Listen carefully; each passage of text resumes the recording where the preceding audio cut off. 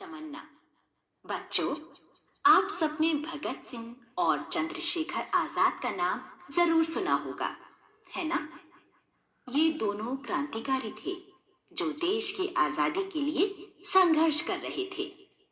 लेकिन इन दोनों के अलावा बहुत से अन्य वीर क्रांतिकारी थे जिन्होंने आजादी के लिए हंसते हंसते अपने प्राण बलिदान कर दिए। यह दिन यूं तो दूसरे दिनों जैसा ही था, पर भारतीय क्रांतिकारियों के इतिहास में एक विशेष दिन था। उस दिन सब सुबह सुबह उठ गए। कैदी रसोइये ने विशेष खाना बनाया। जेलर अब्दुल सवेरे ही आ डटा। रोज वह किसी का गाना सुनता था, किसी के साथ शतरंज खेलता था, पर आज वह चुप था और किसी ने उसे बैठने तक की जगह न दी। मुझे लगा कि उसका चेहरा भी कुछ उदास था, लेकिन फिर भी ना जाने क्यों हमें पता लग चुका था कि सूर्य के नीचे हमारा स्थान कहां है। आज वह जेलर था और हम कैदी। रोज की तरह सब खाने बैठे तो बिस्मिल को ख्याल आया कि आज अनुष्ठानिक तरीके से भोजन करना चाहिए। जेलर के घर से एक बड़ा सा थाल मंगवाया गया। सब उसके चारों ओर बैठ गए। कुछ को जगह भी ना मिली। हर हाल में सबने उसी थाल से दो दो टुकड़े खाए। प्राचीन काल से ही इस प्रकार से अनुष्ठानिक रूप से भोजन करने का बहुत महत्व रहा है। हम सबने अच्छे कपड़े पहने। हल्दी घाटी के राजपूत भी इसी प्रकार अपनी अच्छी पोशाकें पहन कर गए थे। ठाकुर रोशन सिंह ने अपनी इत्र की शीशी से सबको थोड़ा थोड़ा इत्र लगाया। अब बेड़ियां डलवाने की बारी आई। जेलर को हिदायत थी कि हमारी बेड़ियों की कीलों की जांच कर ली जाए।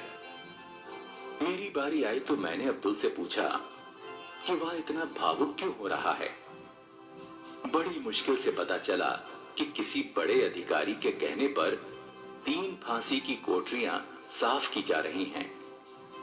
मुझे लगा कोई भी जज अपने फैसले से पहले जेल वालों को खबर क्यों देगा। बंदूकों और पुलिस के बीच हम लॉरी में बैठे। हमने रोज की तरह क्रांतिकारी गीत गाने शुरू कर दिए। रास्ते में हमने एक ऐसी गाड़ी देखी जिसमें सामान लदा हुआ था। हर सामान पर एक कागज चिपका था और उस पर हमारे जज का नाम लिखा था। स्पष्ट था कि हमारा फैसला सुनाकर वे भारत से बाहर छुट्टियां मनाने जाएंगे। अदालत के बाहर भारी भीड़ थी।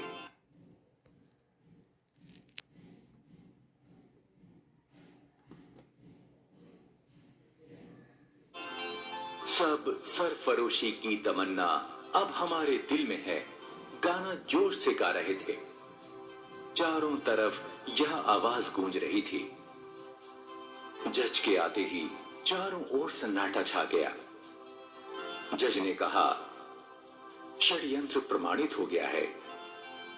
एक एक कर मुझे भूपेंद्र, जोगेश, गोविंद, मुकुंदी लाल आदि को सजा सुनाई गई।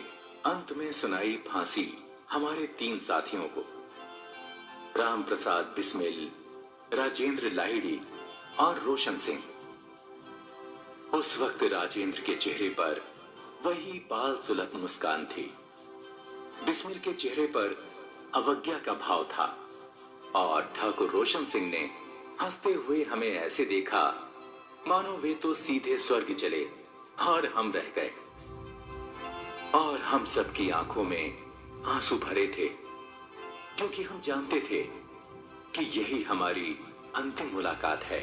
देखा बच्चों, कितने बुलंद हौसले थे इन क्रांतिकारियों के।